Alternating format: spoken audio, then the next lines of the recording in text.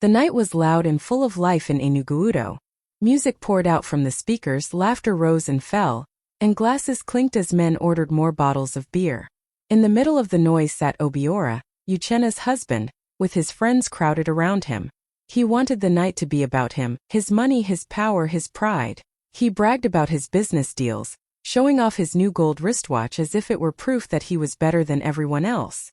His friends cheered and clapped for him, enjoying the free drinks and roasted meat he ordered without hesitation. But behind the forced smile on her face, Uchenna sat quietly at the corner of the table. She wasn't there to laugh or drink. She was there because her husband demanded she come. While Obiora roared with laughter, she kept her head down, her heart heavy. The lights of the bar flickered across her face, showing a woman who carried a storm of emotions inside her.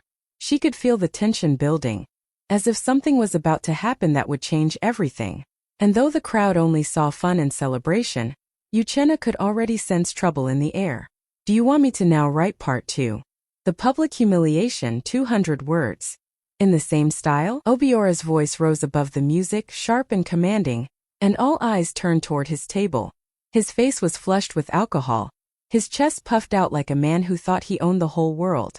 He slammed his glass down, pointed at Uchenna and shouted, "You, kneel down here and beg me for forgiveness." His words cut through the air, loud enough for even the waiters at the far end of the bar to hear. First people thought it was a joke, but then came the cruel laughter from his friends, clapping their hands, cheering him on as if humiliation was a game. "Ah, show her who the man is," one of them shouted while another added, "Make her know her place."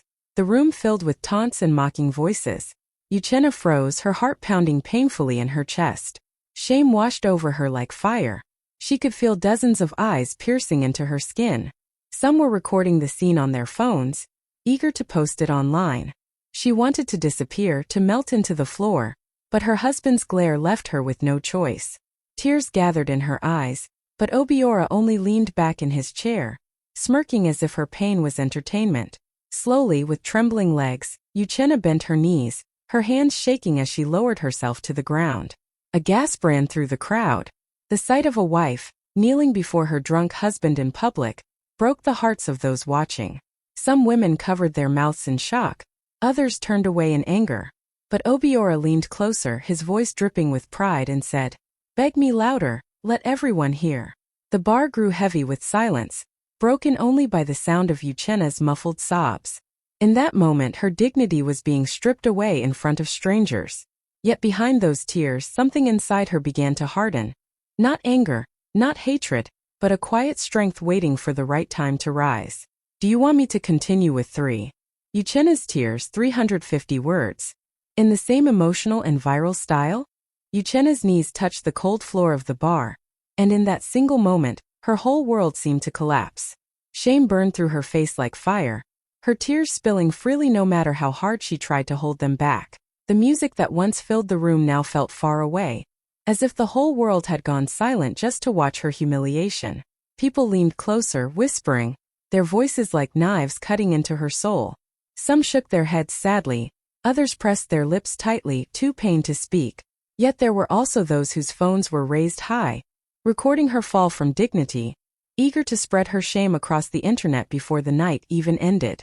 Her body trembled as she lifted her hands slightly, a weak gesture of surrender, her voice breaking as she whispered, "Please, forgive me."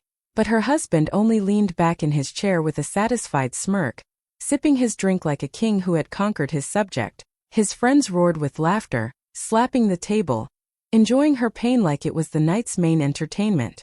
The sound of their mockery echoed in her head, each laugh cutting deeper than any blade could. For Uchenna, every second felt like an eternity. She wanted to rise, to scream, to fight back, but her strength was trapped beneath the heavy weight of humiliation. The taste of her tears mixed with the bitterness of helplessness. She saw the pity in the eyes of strangers, and it broke her even more. She thought of her late father, a man who once told her, "My daughter, your worth is priceless. Never let anyone take it from you." That memory pierced her heart, and silently she asked herself how she ended up here, kneeling before a man who was supposed to love and protect her. And yet, deep inside that brokenness, something small began to stir. It was faint, but it was there. a quiet voice reminding her that this night would not be the end of her story. Her tears were not just for pain. They were watering the strength to. The bar erupted with cruel voices as Obiora's friends leaned forward, mocking the woman on her knees. One of them slapped the table and shouted, "Is this your wife? So weak."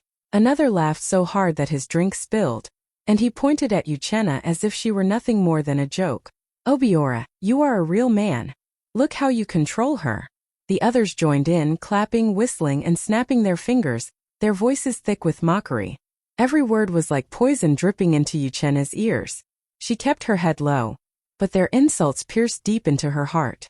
Obiora smirked proudly, his chest rising as though he had won a prize. He stretched his legs, leaned back, and nodded at his friends as if their laughter was music meant to praise him. The more they mocked, the more he smiled, drinking in their approval. "This is how a wife should be," he boasted loudly. "She must know who the master is." The men roared again, slapping his back, treating her shame as entertainment. Around them, the rest of the bar had gone silent. Some people shook their heads in disgust. A woman sitting near the corner whispered to her friend, "How can he do this? In front of everyone?" A man muttered under his breath, "He's not a husband.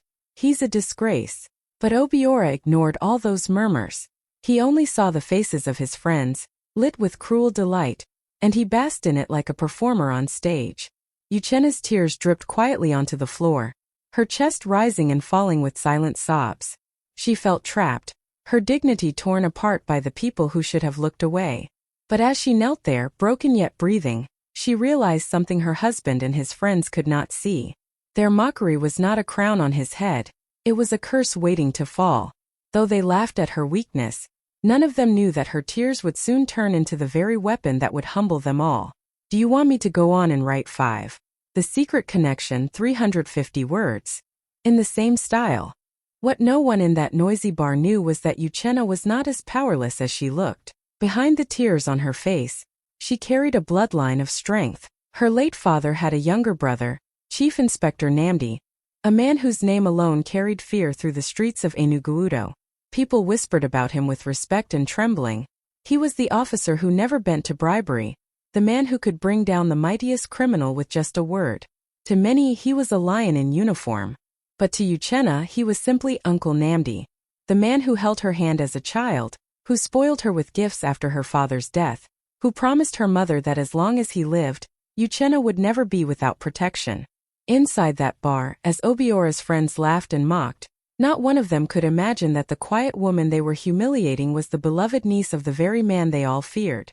If they had known, their laughter would have died instantly, and their drinks would have turned sour in their mouths. But Uchenna stayed silent, her pain deep, her pride buried, because she did not want to lean on her uncle's shadow for every storm she faced. She wanted her husband to respect her for who she was, not because of who stood behind her. Still, as her knees ached against the cold floor and her tears blurred her vision, she felt the memory of her uncle's voice echo in her mind. "My daughter, if anyone dares to break you, call me. You are never alone." The words returned to her now like a lifeline. That night, she realized she could no longer suffer in silence. She had carried her cross long enough, but the time had come to remember who she truly was, the cherished niece of the most feared man in Enugu. "Do you want me to now continue with 6? A silent phone call, 350 words.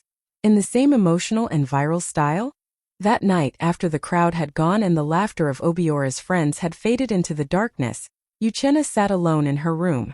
Her eyes were swollen from crying, her body weak, but her heart refused to rest.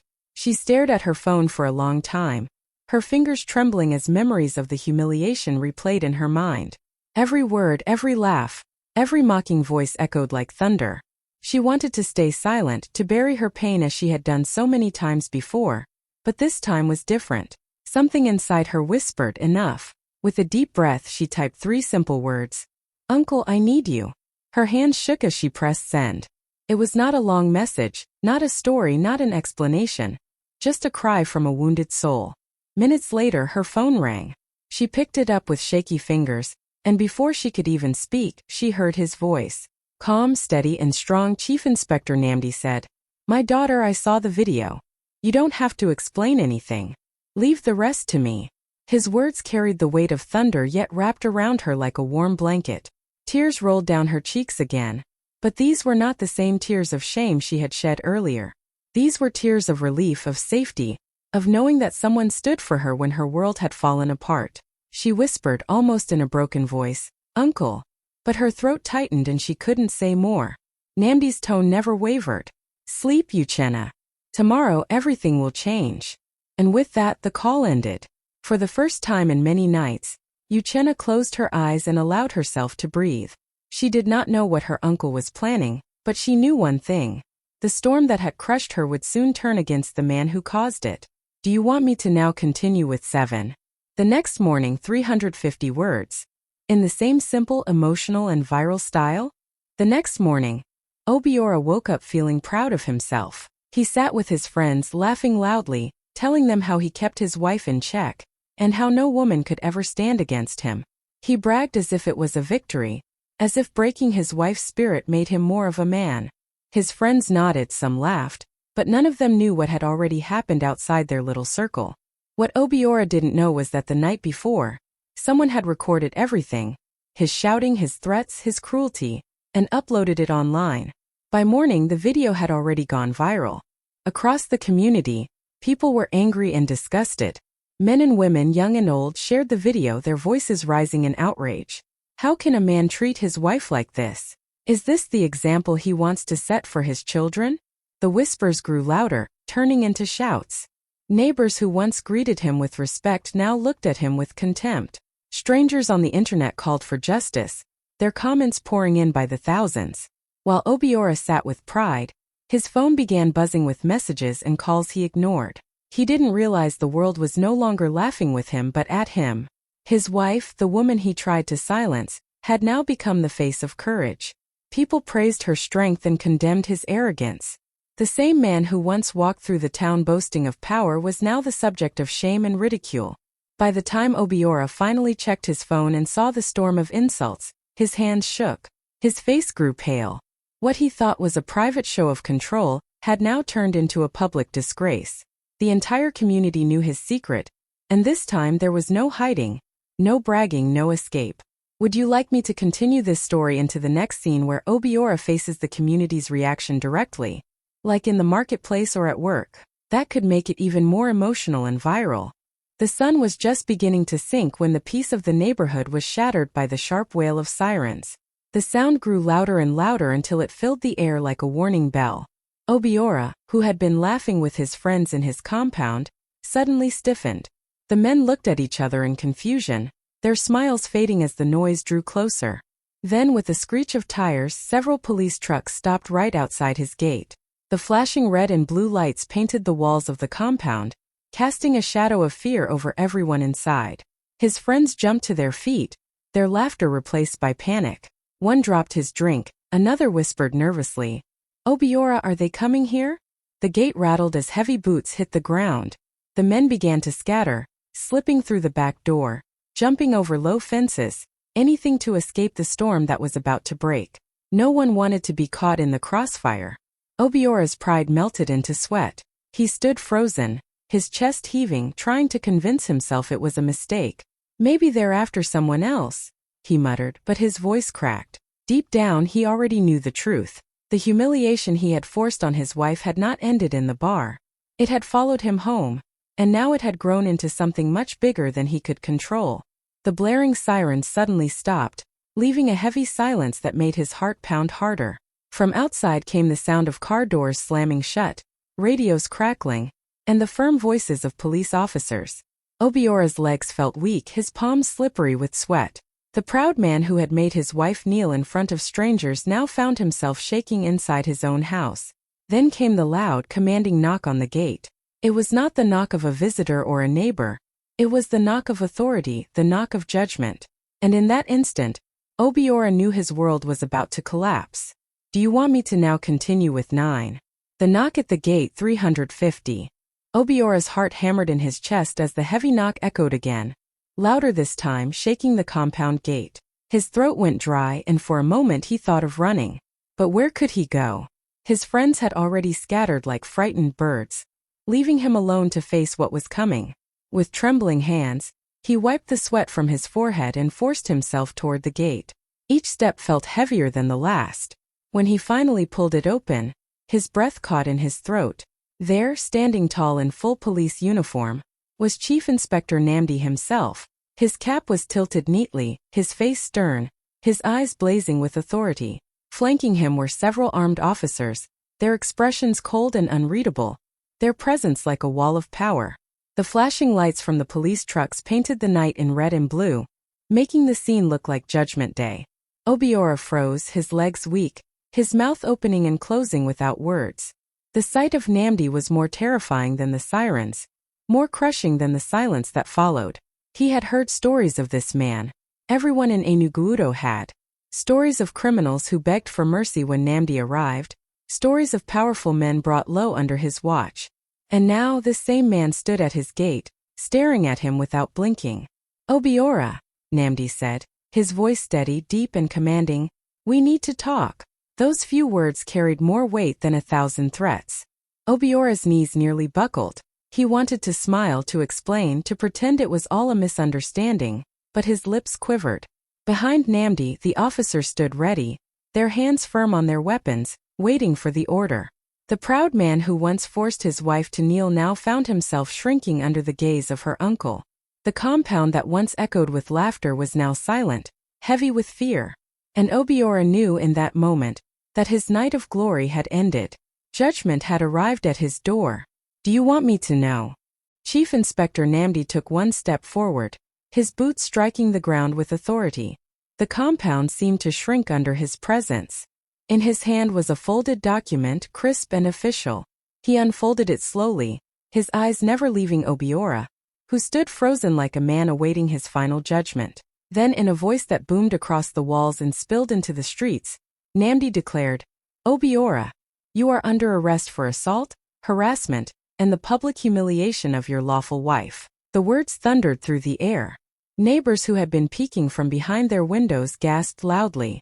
A few even gathered outside the gate, murmuring, "Did you hear that? Public humiliation of his wife." The shame that Obiora had forced upon Uchenna in the bar was now circling back to him, louder, sharper, and heavier than he could ever have imagined. Obiora's lips trembled. He raised his hands slightly as if to beg, but no words came out. His pride, his arrogance, the false power he displayed before his friends, all of it drained from him like water slipping through broken hands. He tried to form excuses. "Inspector, it was just a misunderstanding, only a joke." But Namdi's piercing gaze silenced him instantly. The officers behind Namdi stepped forward, their polished boots thudding against the ground in unison. Their hands hovered near their cuffs, ready to bind him. The flashing police lights bathed the compound in red and blue, painting Obiora's shame for the whole world to see. From outside, whispers turned into loud voices. "So it's true," someone shouted. "The video was real, and now he's paying for it." Another voice added, "That man is finished. You don't play with dignity and think you'll escape." Obiora's shoulders slumped. His body swayed as if the weight of the words had crushed every bone in him. The man who once ordered his wife to kneel now stood powerless before the law, stripped of the respect he thought he owned. "Do you want me to see?" Obiora's legs could no longer carry the weight of his pride. His chest rose and fell in panic as the words of Chief Inspector Namdi echoed in his ears. The very ground beneath him felt unsteady, and in that moment, the man who once forced his wife to kneel in shame slowly sank to his own knees. His palms hit the dusty floor of his compound as he cried out, his voice breaking, "Please, sir, forgive me. I didn't know. I didn't know she was your niece." His cries were desperate, trembling with fear. Sweat poured down his face, mixing with the dust on his skin, but still he bowed lower, no longer the proud husband who bragged to his friends. His neighbors watched from outside the gate, shaking their heads. Some muttered, "Look at him now, begging for mercy." Others whispered, "So this is what happens when you misuse your power." The same shame he once poured onto Uchenna had come back to drown him, and this time there was no escape. Obiora's voice cracked as he tried again. "It was a mistake, just foolishness. I beg you, sir, don't destroy me. I will change. Please." His words tumbled out quickly, broken, almost childlike. But the officers around him stood still, their faces cold and firm, unmoved by his display. Namdi looked down at him, his arms folded across his chest. He did not shout, nor did he raise a hand. His silence alone was heavier than any insult. The sight of Obiora kneeling, begging for his dignity, was the very picture of poetic justice. The same knees that once demanded obedience were now pressed to the ground in fear. For Obiora, it was no longer about saving face. His pride had already been shattered. It was about survival, about clinging to any mercy he could find. Yet deep inside, he knew this was only the beginning of the judgment he had brought upon himself. Do you want me to now continue with 12? Uchena's quiet strength, 350 words. In the same emotional and dramatic tone? The crowd outside murmured as the gate opened wider, and from behind the officers, Uchena stepped forward. She was no longer the broken woman on her knees in a noisy bar. That night she had chosen her best attire. An elegant wrapper with bold African prints, a fitted blouse, and a coral bead necklace that glowed softly under the flashing police lights. Her head was held high, her eyes calm, her steps steady.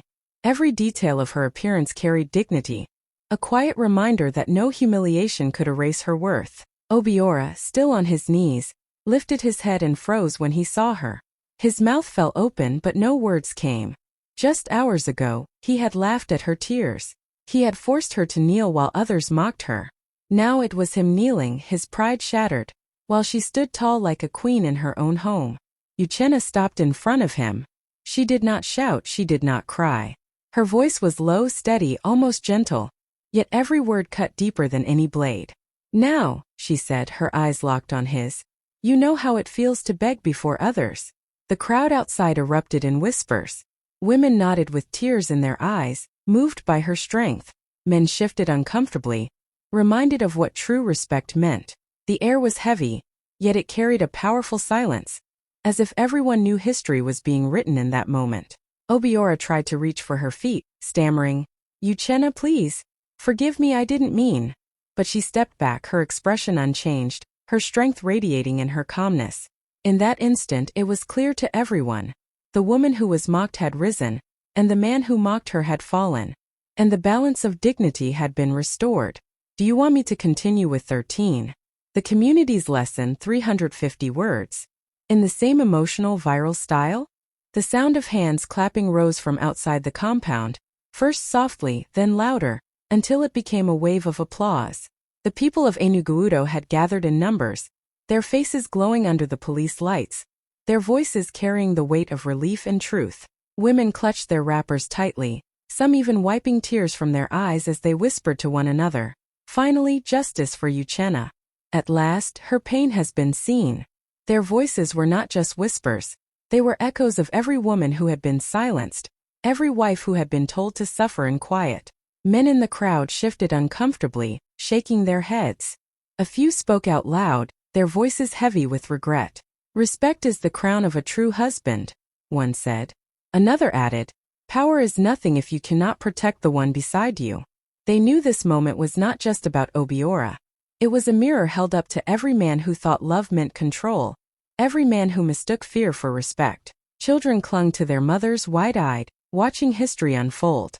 They would grow up remembering this night, retelling it as a lesson about dignity, about how arrogance always falls before truth. The officers stood firmly, but even they could not hide the quiet pride in their eyes. They knew they were not just enforcing the law, they were restoring balance to a broken home. Inside the compound, Obiora remained on his knees, his pride scattered like ashes. Outside, the voices grew stronger like a chorus. Let this be a warning. A wife is not a slave. Marriage is not a prison. And in the middle of it all, Uchena stood tall, her silence speaking louder than any applause, her calm presence becoming the symbol of strength. That night, Enuguudo learned a lesson it would never forget. Respect is not demanded by force. It is earned through love and honor. Do you want me to continue with 14? Obiora behind bars, 350 words. In the same emotional and powerful style? The cold iron bars clanged shut, and for the first time in his life, Obiora felt truly small. He sat on the hard bench inside the dim police cell, his head bowed, his fine clothes now wrinkled and stained with dust. The loud, boastful man who once shouted in bars and ordered his wife to her knees was gone. In his place sat a trembling shadow of himself, stripped of pride and empty of arrogance. All around him, the sounds of the cell pressed in. The cough of another inmate, the heavy footsteps of guards, the faint hum of voices outside. But none of it frightened him as much as the silence within his own heart. He realized then that it wasn't the uniform of the officers that broke him. It wasn't even the cell that crushed him. It was the truth staring him in the face. Respect cannot be bought, and power built on fear always collapses. Obiora buried his face in his hands, his mind replaying the scene of Uchenna standing tall before him, her calm words slicing through his pride. Now you know how it feels to beg before others. Those words echoed louder than the clanging of bars, louder than the sirens that had dragged him here. Outside the station, whispers spread through Enugu. People shook their heads, saying, "That man thought he was untouchable. Now see where he is." Women spoke softly of Uchenna's strength, calling her a symbol of dignity. Men muttered lessons to themselves, vowing never to repeat his mistakes.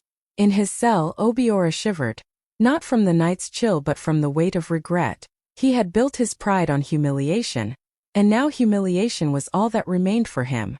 The man who once laughed at tears now wept in silence, realizing too late that true respect is earned through kindness, not fear. Do you want me to finish with 15? The viral tale of Enugu, 350 words. In the same emotional and viral storytelling tone? All over Enugu, people could not stop talking about Uchenna's story. It spread faster than fire on dry grass. In the markets, women told it to one another as they sold their fruits and vegetables. In the streets, men shook their heads and said, "This is what happens when pride blinds a man." Children whispered it like a bedtime tale, their little eyes wide with wonder.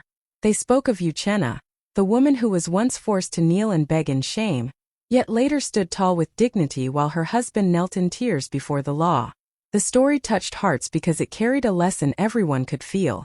Humiliation never lasts forever, and silence is not weakness. Many women felt encouraged, saying, "Her patience has brought her justice." Men murmured, "Respect is the true strength of a husband." Even those who never knew her personally felt as though they were part of her journey. Videos of that night and the arrest spread across phones, gathering comments, likes, and messages of support. Uchenna became more than just a name. She became a symbol, a reminder that dignity is stronger than arrogance, and that poetic justice always arrives, even if slowly. Across Enugu, the story remained on every tongue, of a wife once mocked, who became the reason her husband learned the hardest lesson of his life. Would you like me to now combine all 15 parts into one smooth, viral-style full story, about 4,500 to 5,000 words, so it flows like a complete script?